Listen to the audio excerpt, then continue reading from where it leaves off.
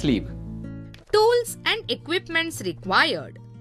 Single needle lock stitch machine, 1 number. Scissors, 1 number. Hand needle, 1 number.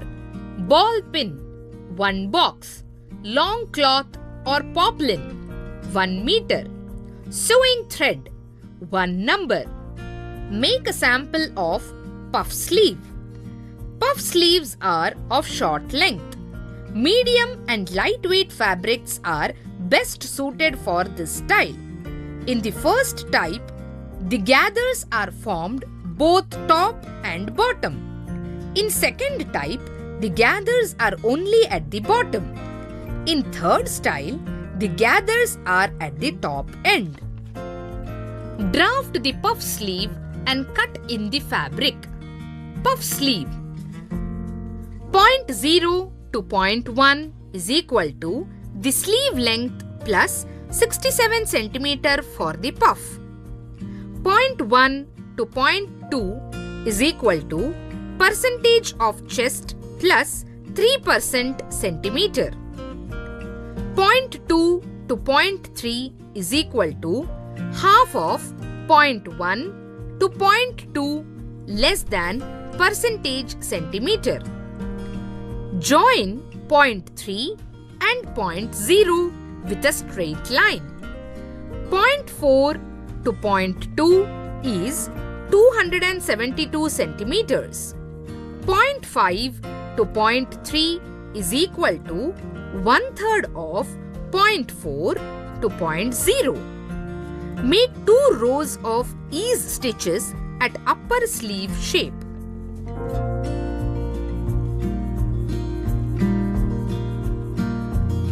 First at a distance of 0.5 cm, second at a distance. Stitch sleeve side seam pin the center of sleeve crown on shoulder with right sides together and leaving seam allowance. Gather on sleeve crown 3 cm on both sides of shoulder. Seam while pulling the long thread ends from both sides. Pull until the girth of sleeve is equal with the girth of armhole. Bast sleeves to bodice armhole, then stitch with machine. Make a sample of leg O mutton sleeve. Leg O mutton sleeve is a long sleeve which has a tight fitting below the elbow and puffed above with gathers at the top edge. Draft the leg O mutton sleeve and cut in the fabric. Measurements. Sleeve length is equal to 12.5 cm. Sleeve pound is equal to 18 cm. Material poplin cloth 17 cm. Point 0 to point 1 is equal to 1/8 chest plus 6.5 cm plus 1.5 cm for looseness. Point 0 to point 2 is equal to 6.5 cm to 10 cm according to gathers at the top. Point 3 to point 1 is equal to same point 2 to point 0. Point 4 to point 2 is equal to sleeve length plus 1.5 cm. Point 5 to point 3 is equal to same as point 4 to point 2. Join point 4 to point 5. Point 6 to point 3 is equal to 1/8 of chest. Point 7 to point 0 is equal to 4 centimeters.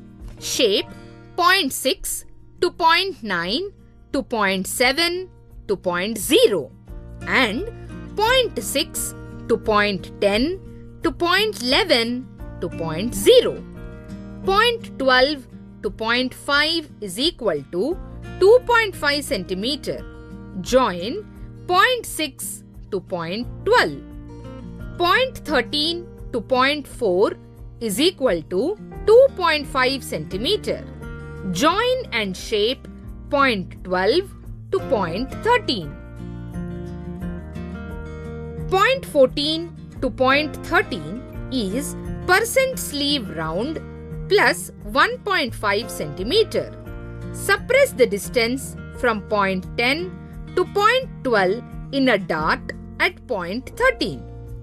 Keep 2 centimeter inlays at point 12 to point 6. Stitch the side seam and shoulder seam of the bodies.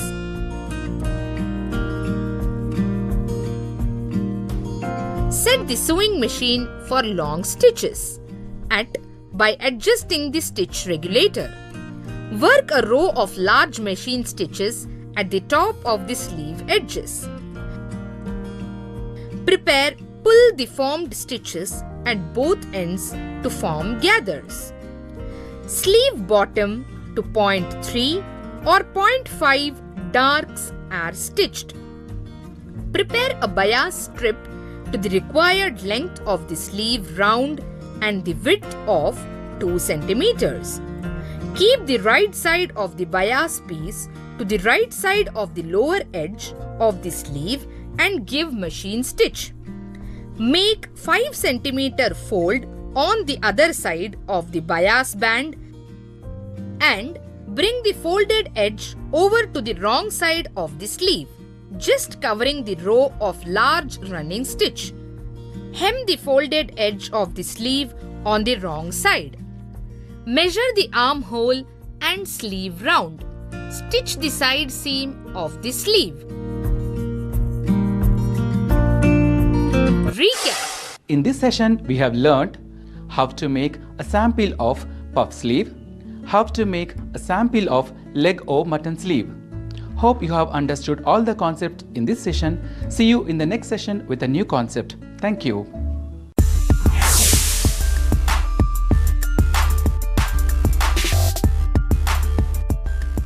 A warm welcome to the session on practice of making buttonholes by hand. At the end of the session, you will be able to prepare 1 bar 1 fan buttonhole by hand, prepare a corded keyhole button by hand, prepare a bound buttonhole by hand, cut and stitch shirt or pant buttonholes by zigzag machine. Tools and equipments required. Zigzag machine, 1 number. Hand needle, 1 number. Chalk or pencil, 1 number. Scissors, 1 number. Measuring tape, 1 number. Thread as required. Fabric as required. Buttonhole scissor, buttonholes. Buttonholes are created as one of the last steps in stitching garments. In ladies' garments, the buttonholes are worked on the right side. In men's garments, they are worked on the left-hand side. In fitted garments, the buttonholes are horizontal, and in loose garments, buttonholes are vertical. A buttonhole is constructed with 2 long sides and 2 ends. Buttons can be stitched with machine as well as by hand. Hand-worked buttonholes are stronger than the machine-worked buttonholes but take more time. Prepare 1 bar 1 fan buttonhole by hand. Take 2 pieces of 15 cm by 15 cm. Cover one by the other congruently in wrap direction with wrong sides together and stitch around with machine, leaving 1 cm seam allowances from all edges. For marking position of buttonhole, draw a line of 15 mm with chalk at the center of the stitched piece in wrap direction. This line is called slash line. Place a row of machine stitches around the slash line, 2 mm away from the slash line. Set the buttonhole scissor according to the buttonhole. Then cut the slash line with buttonhole scissors using 1 thread of fabric as a guide. Note: scissors must be sharp and pointed. Overcast the raw edges of the slit by hand with single thread, keeping 3 stitches per centimeter and length of 2 millimeters. Hold the fabric by left hand and start filling the overcasted edge from one end by buttonhole stitches covering the machine stitched line. Take the stitches close side by side at a regular distance, maintaining even tension in each stitch. Take suitable thick thread or twisted double thread. Note, machine stitches must be approximately 6 stitches per 1 centimeter. At the outer end, spread 5 to 7 stitches in fan shape. Fill the remaining cut by buttonhole stitches. On the end, make 2 stitches taking full width of both worked out edges for bar tacking. Fill bar tack stitches by buttonhole stitches. Note, while filling bar tacks with buttonhole stitches, the needle should catch one thread of the previous buttonhole stitches of either side. Dip the needle in the needle of bar tack to the underside of the cloth and make 2 locking stitches catching bar tack thread and few threads of cloth. Trim the thread. Repeat the process for practice and perfection. Note, after you have gained perfection, there is no need of setting a stitch line around the slash line. Prepare a corded keyhole buttonhole by hand. Take 2 pieces of cloth 15 cm by 15 cm. Mark the buttonhole position at the center of the piece. Punch a hole of approximately 2 mm diameter with a stiletto at the right end of marking. Machine stitch around the buttonhole mark 2 mm away from the slash line and the hole. Cut on the marking with scissors up to the end of mark. Use a length of cord to fit loosely around the buttonhole. Knot it at the ends and secure with pin. Overcast over the cord. Keep the cord within 2 mm from the slashed edge. Turn the fabric so that you start to work out the buttonhole from right lower side. Work out the buttonhole in the similar process of 1 fan 1 bar buttonholes covering the cord and maintain the straight edge of cut and the round of hole. Make bar tack in the end. Note, hold both sides of the cord, remove the pin, pull slightly and cut off the excess cord before filling the bar tacks. Repeat the process for practice and perfection. Prepare a bound buttonhole by hand. Cut 2 pieces of cloth 15 cm by 15 cm. Stitch together on the all 4 edges as done for other buttonholes. Cut 1 lip piece of same cloth 6 cm long and 5 cm wide. Mark buttonhole position on the center of the big piece 3 cm long along the grain line on the wrong side of the cloth. Make the running stitch on the mark. Extend the stitches by 2 cm on each side of the mark, which will appear on the right side of the cloth. With the right sides together, place the center of the lip piece on the buttonhole mark, keeping 6 cm long side of lip piece along the buttonhole length mark. Maintain the middle position. Pin 4 corners of the lip piece with original piece. Take care that the lip piece remains extended by 1.5 cm on both ends of the mark. Paste all round 0.5 cm away from the edge. On the wrong side, mark 2 lines with pencil 3 mm away on either sides of the buttonhole mark. Start stitching on the marks from the middle of one side and make a rectangle. Overlap few stitches over the starting point. Slash layers on the buttonhole mark with a sharp pointed scissors, leaving 0.75 cm from each end. Clip diagonally all 4 corners. Turn the lip piece on the wrong side through the hole. To square the corners, pull the ends of the lip piece tightly so that the corners come out clean. Push forward the lip cloth towards center line by 3 mm, forming lip and best on it slightly away from the ditch of seam on the right side. Cut and stitch shirt or pant buttonholes by zigzag machine. Take one piece of cloth 15 cm by 15 cm on double as taken in 1 fan 1 bar buttonhole. Determine the size of buttonhole length 14 mm and the effective length of buttonhole, that is 10 mm, and mark on the cloth on wrap direction. Setting the machine. Set zigzag holing foot in the place of presser foot. Set needle position with selector.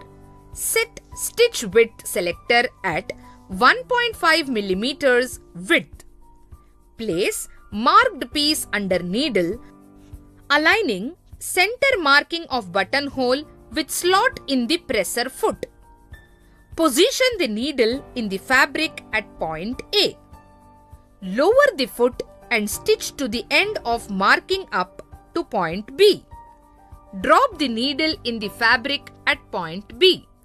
Make a stitch of 2 mm from point B to point C. Adjust the stitch regulator for reverse stitch.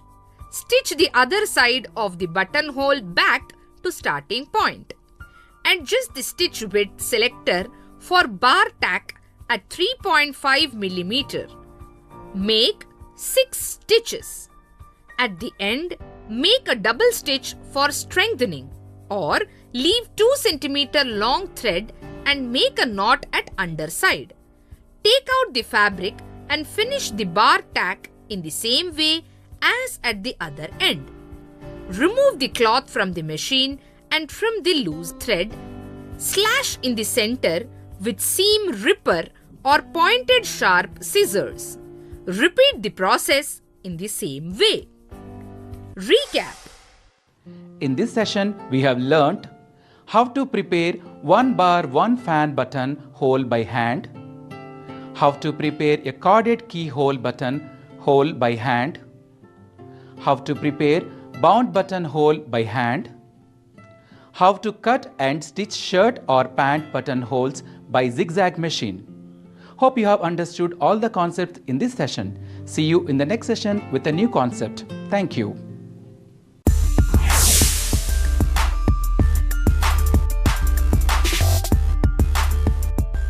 A warm welcome to the session on practice of taking body measurements. At the end of the session, you will be able to take measurements of individual figure, compare the standard measurement with individual measure, take measurements in different ways from a garment. Tools and equipments required. Measuring tape 150 cm. Dress form 1 number. Pencil or pen 2H 1 number. Record notebook 1 number. Take measurement of individual figure. Bust round. Measure the figure at the fullest point of the bust. Do not allow the tape to fall at the back. Waist. Take this measurement round the waist. Make sure it is comfortable. Hip. Measure the widest part of the hips, approximately 21 cm from the waistline. Back width. Measure the back width 15 cm down from the neck bone at the center back. Measure from armhole to armhole. Chest. Measure the chest 7 cm down from the neck point at the center front. Armhole to armhole. Shoulder. Measure from nape of the neck to the shoulder bone. Neck size. Measure the base of neck touching front collarbone. Dart. Take standard measurements from the size chart. Top arm. Measure the biceps. Make sure that the arm must be bent. Wrist. Take the wrist measurement around the wrist with slight ease. Ankle. Measure around the ankle just over the ankle bone. High ankle. Measure along the leg just above the ankle. Nape to waist. Measure from the neck bone at the center back string tied around the waist. Front shoulder to waist.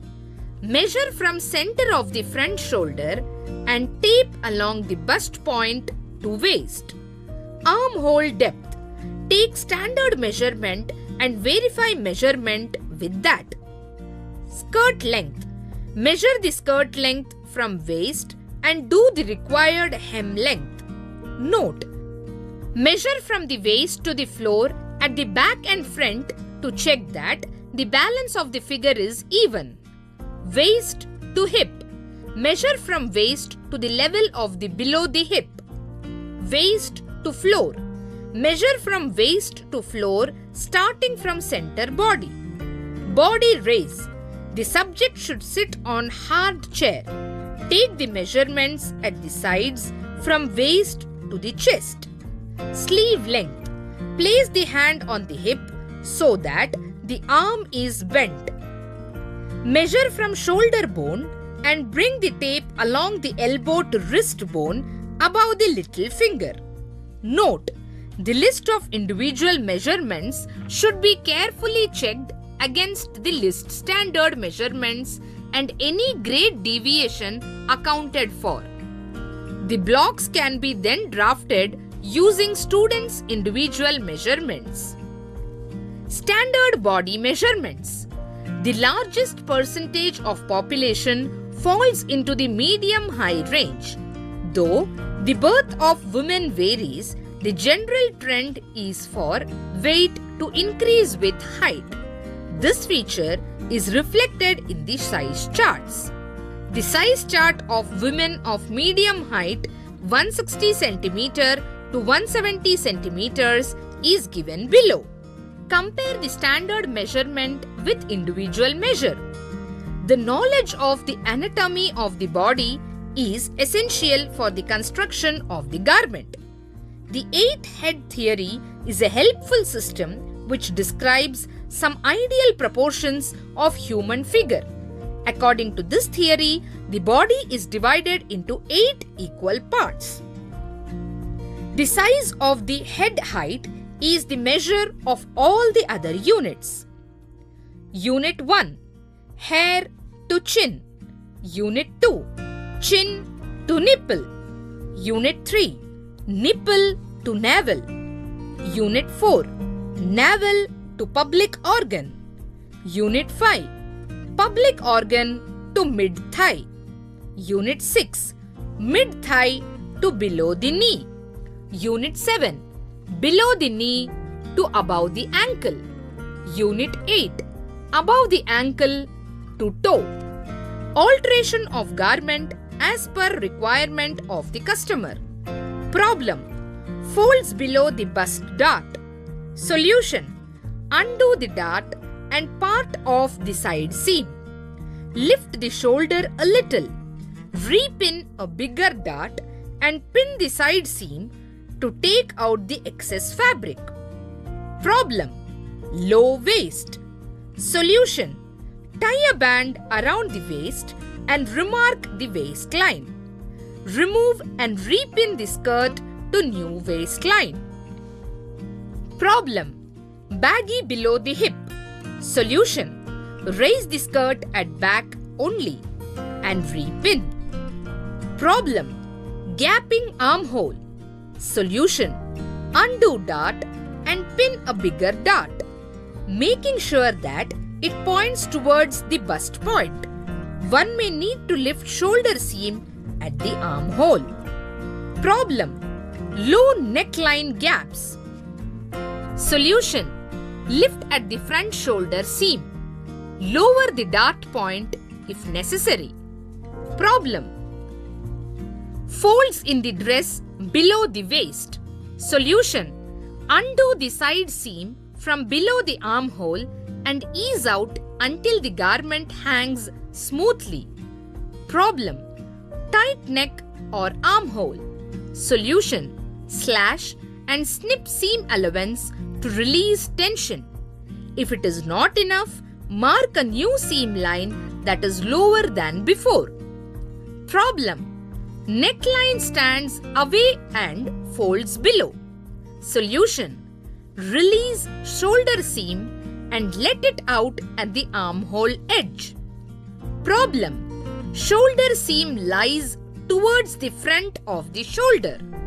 Solution: undo shoulder seam and release front seam allowances only.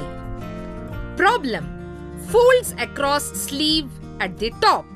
Solution: mark a new fitting line below the existing one to reduce cap height. Problem: sleeve hangs towards the back. Solution: remove the sleeve and repin by moving the notch at the center of the sleeve towards the back so that the sleeve may hang towards the front. Problem: trousers are loose at waist, hip or leg. Creases on the leg and trousers stands away at waist. Solution: take excess fabric at side and pin at original seam lower down. For larger hip, increase the dart intake. Pin the excess towards the outer seam. Problem: trousers tight below the waist. Crease around abdomen. Solution: release darts and reduce their width and length. Also release some ease on the outer seams and repin. A tailor must check the following details when he checks the fittings of the garment. Shoulders. Seam should lie on the edge of the shoulder. The shoulder should be wide enough to ensure that sleeves hang comfortably into position. The shoulder slope of the garment should go in sync with the shoulder slope of the wearer. Chest or bust. The tip of the dart should end above an inch before the fullest part, often ankle the curve of the bust line. Incorrect positioning of the dart will make the garment too fitted around the bust area. Neckline. The front of the normal neckline should be always larger than the neckline at the back. Neckline should not be too large or too small. Collar. The circumference of the collar should be at least 1/4 of an inch bigger than the neckline. You should be able to slip a finger in between your neck and the shirt at any point without struggling or forcing. The collar should neither be too tight nor too loose. Sleeves. The crosswise grain at the bicep should lie parallel to the floor. The sleeve should not be too fitted or too loose, as both can cause discomfort. The narrowest part of the garment should fall at the wearer's waist. Hips. Garment should have enough room around the hip area. Garment should not have excess ease in the hip or thigh, as it will result in vertical folds. Recap. In this session, we have learnt how to take measurement of individual figure, how to compare the standard measurements with individual measure, how to take measurements in different ways from a garment. Hope you have understood all the concept in this session. See you in the next session with a new concept. Thank you.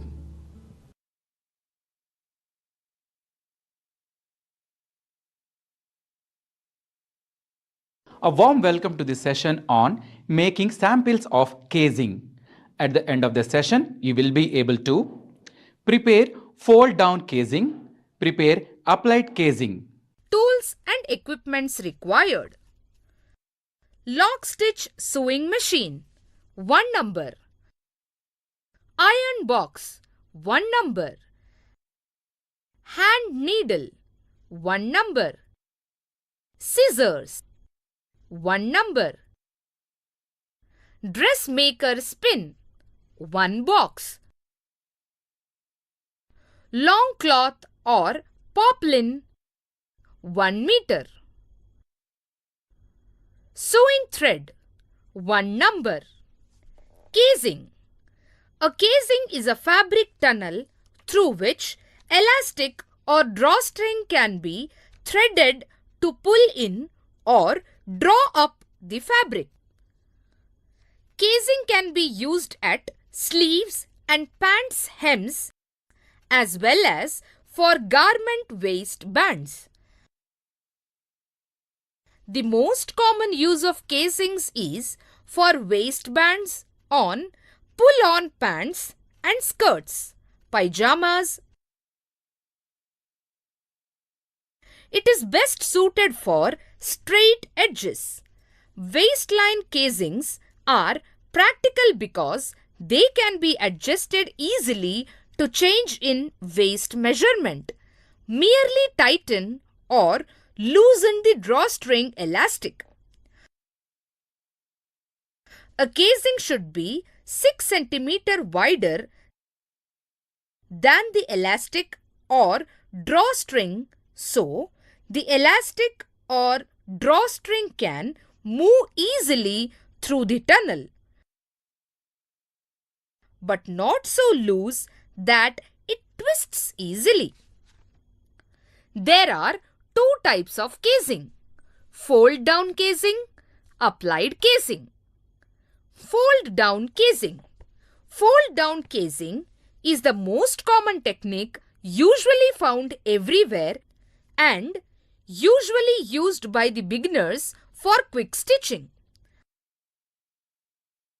A fold down casing is formed by turning an extension at the garment edge to the inside and stitching it in place. Fold down casing can be classified into 2 types: casing with drawstring, casing with elastics. Prepare fold down casing. The steps to prepare fold down casing: mark the fitting line, fold 1 cm to the wrong side. Fold along the fitting line to make the tunnel. Pin and tuck the casing. Then press. Machine stitch along the upper and lower edges of casing. Leave an opening of approximately 4 cm on the lower edge. Backstitch at both the open ends of lower edge. Applied casing. An applied casing consists of a separate strip of fabric that is stitched to the area to be drawn upon either the outside or the inside of the garment. If the casing is inside but the drawstring is required outside, provision is to be made to lead the drawstring outside. This can be done with buttonhole or with opening with the seam. An applied casing may be sewn on one-piece garment that has no waistline seam. The applied casing also acts as facing for a top edge of pants and skirts and the lower edge of blouses and jackets. Applied casing from outside may be of same color or contrast color. Applied casing can be classified into 2 types: inside applied casing, outside applied casing. Both the inside and outside applied casing can be used in the waistline of jackets, dresses, pants, etc. Prepare applied casing. The steps to prepare applied casing: place and pin the casing on waistline, right side of the casing and wrong side of petticoat together. Start to pin from placket. Take care that balance marks on casing match the side seam lines and the center of petticoat. Bast and stitch at a distance of 0.75 cm from raw edge. Turn the petticoat to right side and fold the casing up, that is, turn by 180 degrees. Press the seam allowance flat to casing piece. Finish the raw edges of casing on sides. Turn the edge first by 0.5 cm and then by 1 cm. Hem covering the seam allowance. Fold down casing on the center line and pin the casing on the right side covering the previous seam line. Match the balance marks with the side seam lines of the petticoat. Bast and top stitch through all layers. Top stitch a parallel stitch line at a distance of 0.5 cm. Keep the material under needle and pressure foot. Lift the pressure foot and pivot material by 90 degrees. Stitch 0.5 cm up. Pivot material again, etc. Casing with drawstring. Casing with drawstring is one of the types of fold-down casing. Using a drawstring instead of an elastic in the casing is called as casing with drawstring. A drawstring is a cord, ribbon, or strap of fabric used to draw fabric through a casing, allowing you to tighten your garment. Any piece of cord, trimming, ribbon or fabric could become a drawstring. Ribbons add a more feminine touch, while cords are great for projects requiring sturdy fastenings like bags. One can also experiment with different colors and add personal touch by using contrasting materials. This type of casing is generally used in petticoats, pull-on pajamas, yoga pants, etc. One thing about a drawstring is that there has to be an opening for the string tails to get outside the casing. There are several ways to do this. One is to leave the center front or side seams open. Another way is to sew two buttonholes, one for each tail end on either side of the center front. Recap. In this session, we have learnt how to prepare fold-down casing, how to prepare applied casing. Hope you have understood all the concept in this session. See you in the next session with a new concept. Thank you.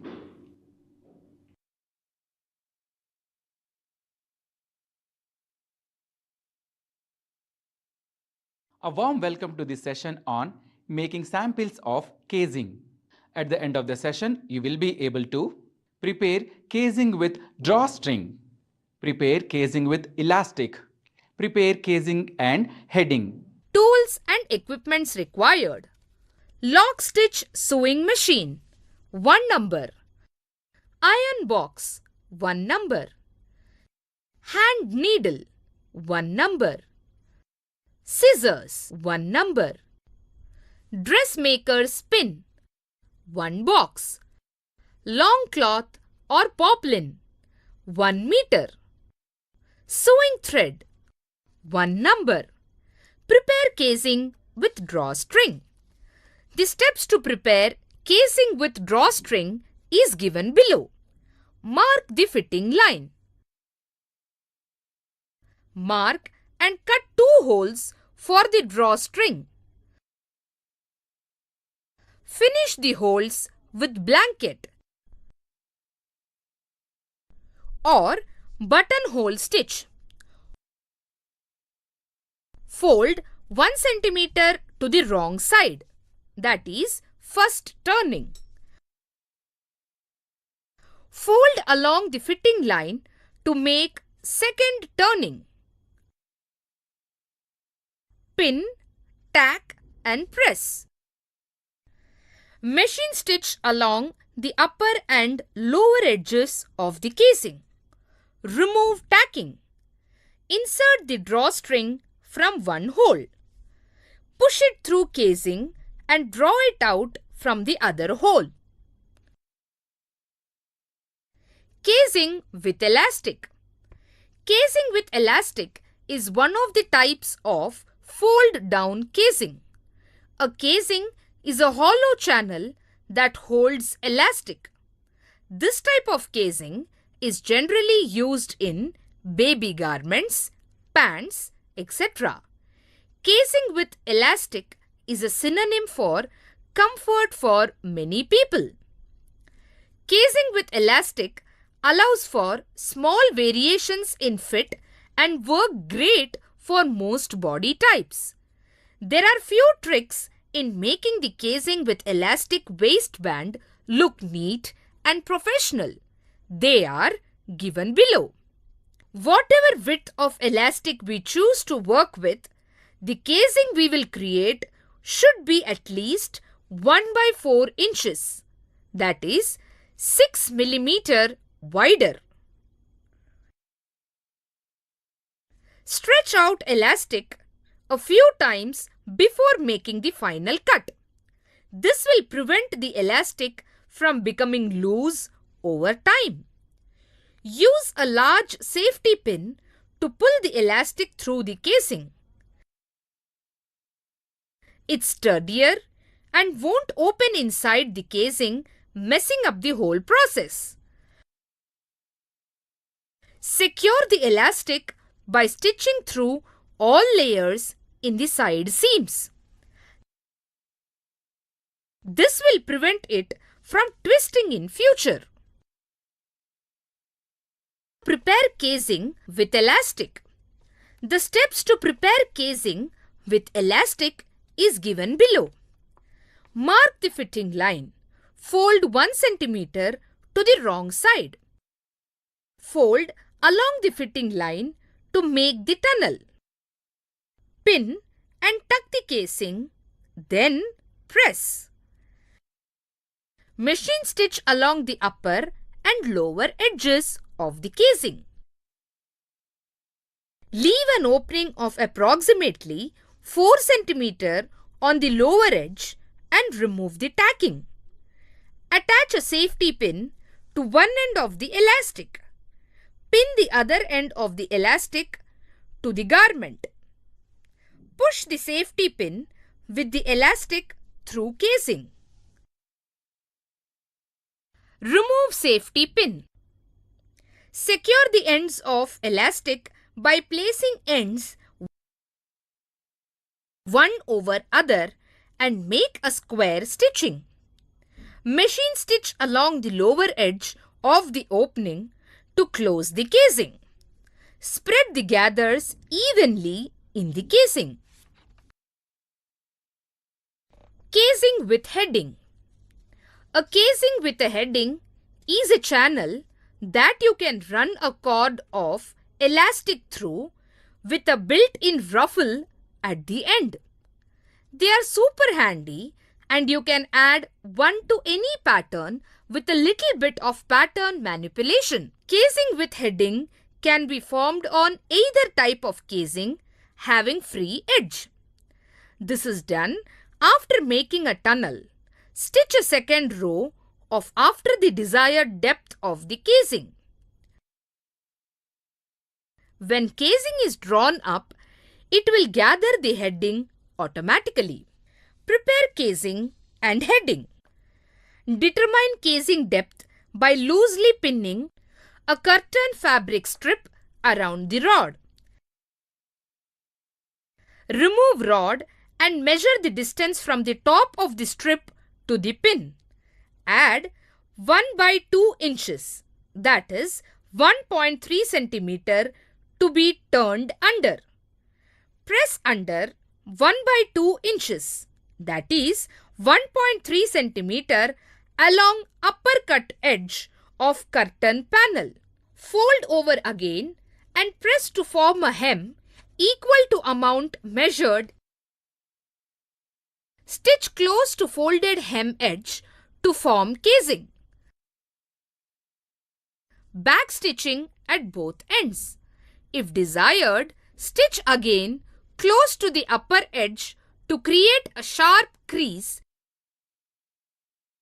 appropriate for flat or oval curtain rods.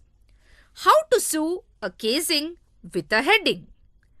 Determine the depth of the casing as directed above. Determine the depth of heading opposite. Press under 1/2 inches, that is 1.3 centimeter, along upper cut edge of the curtain panel. Fold and press again to form hem equal to casing plus heading depth. Stitch close to folded edge, back stitching at both ends. Mark heading depth with a pin at each end of panel. Stitch again at marked depth. To aid straight stitching, apply a strip of masking tape to the bed of the machine at heading depth or use seam guide. Insert rod through casing and gather curtain evenly onto rod. Adjust heading by pulling up the folded edge so the seam is exactly on the lower edge of the rod. Outside applied casing. An applied casing is formed by stitching a separate strip of fabric to the area to be drawn up. If sewn outside the garment, the casing may be made of either the garment fabric or a contrasting trim. Inside applied casing. An applied casing is formed by stitching a separate strip of fabric to the area to be drawn up. If sewn inside the garment, the casing is usually made of a lightweight lining fabric or a ready-made bias tape to reduce unnecessary bulk. Safety precautions. While casing, it is necessary to remember the points given below. Lines should be parallel to grain. Elastic may not twist inside the casing. Back or secure stitch should be there to secure the open ends. Always remove the tacking before finishing. Recap. In this session, we have learnt how to prepare casing with drawstring, how to prepare casing with elastic, how to prepare casing and heading. Hope you have understood all the concept in this session. See you in the next section with a new concept. Thank you.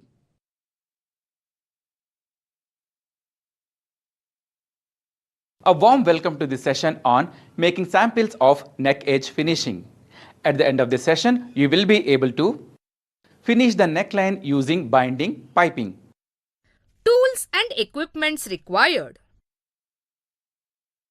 Lock stitch sewing machine, 1 number. Iron box, 1 number. Hand needle, 1 number. Scissors, 1 number. Dressmaker's pin, 1 box. Long cloth or poplin, 1 meter. Sewing thread, 1 number. Neckline and its importance. The neckline design is given importance since it will influence the style of the garment and it should suit the person wearing the garment. Necklines must be finished with special accuracy since they attract the attention easily. All neck designs can be regarded as variations of 3 main shapes: round, square, and V-shaped. When designing the neckline, the purpose of the dress is important. For casual wear and uniforms, predominant decorative features are avoided. While selecting the shape of the neckline, the individual features of the wearer must be taken into consideration. Given below are a few suitable combinations. For round face, long, pointed collar or V-neck. For broad face and short neck, long, pointed collar or wider neck shapes. For long, slender face, short collar points and broad spacing between the points or close neck. Remember, to avoid bulge on the edge or corner of the neckline, notches should be given on inward curves. To avoid bulge on the neckline edge of right side facing top, stitching must be done on the right side close to the neckline and the shoulder seam allowance should be pressed open. If a narrow facing is used, it is hemmed to bodice fabric. On square and V-shaped necklines, clipping should be done at the corners or at points. This is to avoid bulging and to prepare for a flat set. Finishing the raw edges of the neckline. There are different methods of finishing a raw edge in a garment, as on bottom, armhole, neckline, etc. Besides hemming, that is turning up the raw edge on the wrong side of the garment,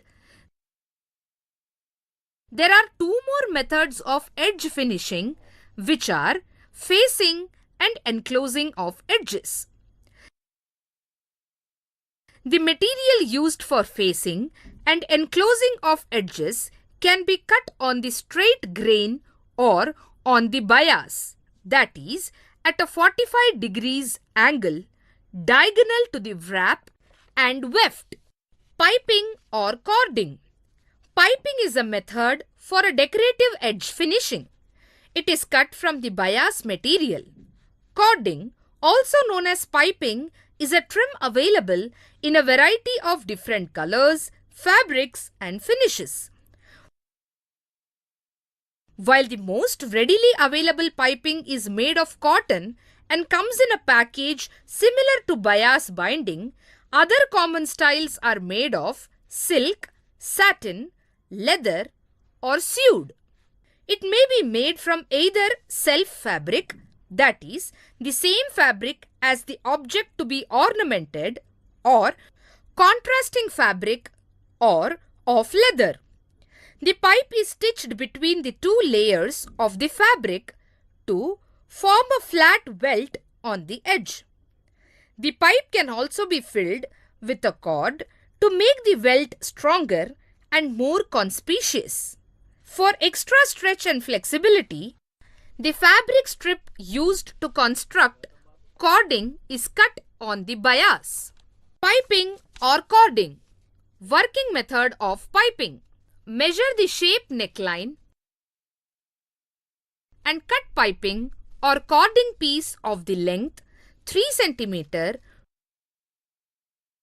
to 4 cm than the neckline measurement and 3 cm wide. Open the placket or zipper. Pin the cording to the right side of the garment with cord just outside seam line and the cording stitch line just inside seam line, leave excess cording at ends. At ends, release enough of stitching, adding cord to open fabric, and then cut cord to even with placket edges. Trim fabric ends to 6 millimeters. Remove tacking. Tack cording to garment. Remove pins. Using a zipper foot adjust to right of needle. Stitch cording to garment. Stitch between cord and stitching casing the cord. Remove tacking. Construct facing with right sides together. Pin and tack to garment. Wrap ends and facing around zipper halves to inside of the garment. With wrong side of garment, upstitch facing to garment along seam line. Press seam flat. Trim the seam allowances diagonally at cross seams and corners. Press seam open and then press facing and seam allowances away from garment. Extending facing and seam allowance away from garment, understitch along neck seam line. Use zipper foot stitch from right side of facing through all seam allowances. Turn facing to inside and press. Tack facing to garment at shoulders. Tack fabric at ends of cording closed slip stitch facing ends to zipper tapes. Attach fasteners. Binding. Binding is used to finish and straighten raw edges or to add a decorative trim to a garment. It is a neat finish also for reversible garments. It is used to finish necklines, armholes, sleeve edges, front closings, collars, cuffs and seams. Ready-made bias binding piece can also be used. Bias binding can be applied in two ways. Single binding is cut to double the finished width plus 2 seam allowances. Bindings are handled in the opposite manner to facings at inward and outward curve. Stretch bias on inward curves and eases it in outward curve. Double binding or French binding is used on sheer fabrics. Here, the width is 4 to 6 times the required width. The binding piece is folded first and applied to the garment. It gives a corded effect with finishing. Recap. In this session, we have learnt how to finish the neckline using binding piping. Hope you have understood all the concepts in this session. See you in the next session with a new concept. Thank you. अरे गीता, तुम मेरे घर आई ये तो बहुत अच्छी बात है।